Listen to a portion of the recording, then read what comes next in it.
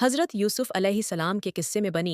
Israel का ज़िक्र सिर्फ़ इसी कदर किया गया था कि हज़रत याकूब और उनका ख़ानदान हज़रत यूसुफ़ अलैहिस्सलाम से मिलने मिस्र में आए, मगर उसके सदियों बाद फिर एक बार कुरान करीम बनी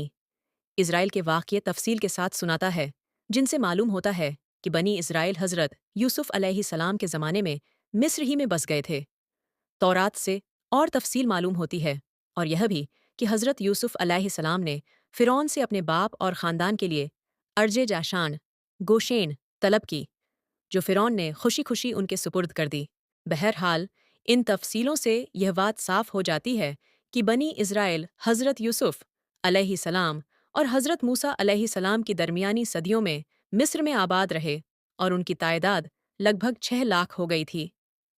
नेशनल ज्योग्राफिक जनवरी 1078 ईस्वी के मुताबिक ये 600 खानदान यानी 15,000 लोगों से कुछ कम ही हो सकते हैं। ऑन शुरू ही में यह साफ कर देना ज़रूरी है कि फ़िरौन मिस्र के बादशाहों का लक़्ब है, किसी ख़ास हुक्मरान या बादशाह का नाम नहीं है। तारीख़ी एतबार से 3,000 साल कब्ल मसीह से शुरू होकर सिकंदर आज़म के ज़माने तक फ़िरौनों के 31 ख़ानदान मिस्र पर हुक्मरा रहे हैं। अल्लाहु आलम। हज़रत मूसा अलैहिस्सलाम के ज़माने में मिस्र का हुक्मरान फ़िरौन कौन था और उसका क्या नाम था,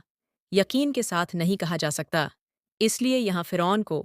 उस वक़्त के मिस्र का हुक्मरान, शासक समझा जाए। फ़िरौन का ख्वाब तौरात में है, और तारीख़ के माहिर भी कहते हैं कि फ़िरौन को बनी इज़राइल के साथ इसलिए दुश्मनी हो गई थी कि उस ज़माने के काहिनों, नजूमियों और कयाफ़ागरों ने उसको बताया था कि उसकी हुकूमत का ज़वाल एक इज़राइली लड़के के हाथ से होगा। और कुछ तारीख़ी रिवायतों में है कि फ़िरौन ने एक भयानक ख्वाब देखा था, जिसकी ताबीर दरबार के ज्योतिषियों और काहिनों ने वहीं दी थी, जिसका ज़िक्र गुज़र चुका है। इस पर फ़िरौन ने एक जमात को इसलिए मुकर्रर किया कि वह तफ्तीश और तलाश के साथ इज़राइली लड़कों को कत्ल कर दे और लड़कियों को छोड़ दिया करे। हज़रत मूसा अलैहिस्सलाम की पैदाइश हज़रत मूसा अलैहिस्सलाम का नसब वंश कुछ वास्तों से हज़रत याकूब अलैहिस्सलाम तक पहुंचता है।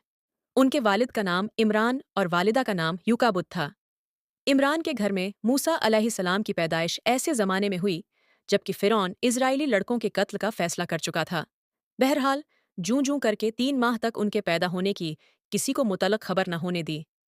इस सख्त और नाजुक वक़्त में आखिर अल्लाह ताला ने मदद की और मूसा अलैहिस्सलाम की वालिदा के दिल में यह बात डाल दी कि एक ताबूत की तरह का संदूक बनाओ, जिस पर राल और रोगन पालिश कर दो, ताकि पानी अंदर असर न कर सके, और उसमें उस बच्चे को हिफाजत से रख दो, और फिर उस संदूक को नील नदी के बहाव पर छोड़ दो। मूसा अलैहिस्सलाम की माँ ने ऐसा ही किया,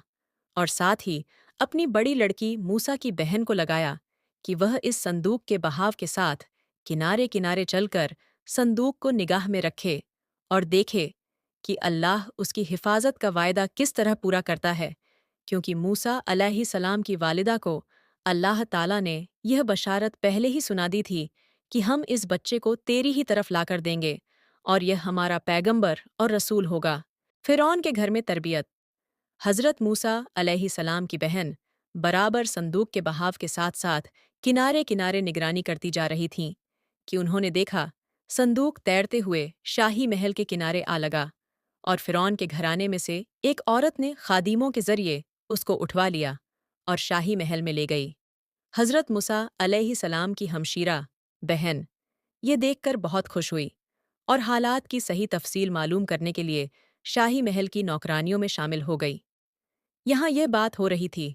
उधर हज़रत मूसा अलैहिस्सलाम की वालिदा लतीफ़न रोवी के इंतज़ार में आंखें फैलाए हुए थीं कि लड़की हज़रत मूसा की बहन ने आकर पूरी दास्तान कह सुनाई और कहा कि अब तुम चलकर अपने बच्चे को सीने से लगाओ और आंखें ठंडी करो और उसका शुक्र अदा करो कि उसने अपना वायदा पूरा कर दिया। इस तरह अल्लाह ताला ने हज़रत मूसा की परवरिश का पूरा इंतज़ाम कर दिया। मूसा अलैहिस्सलाम का मिस्र से निकलना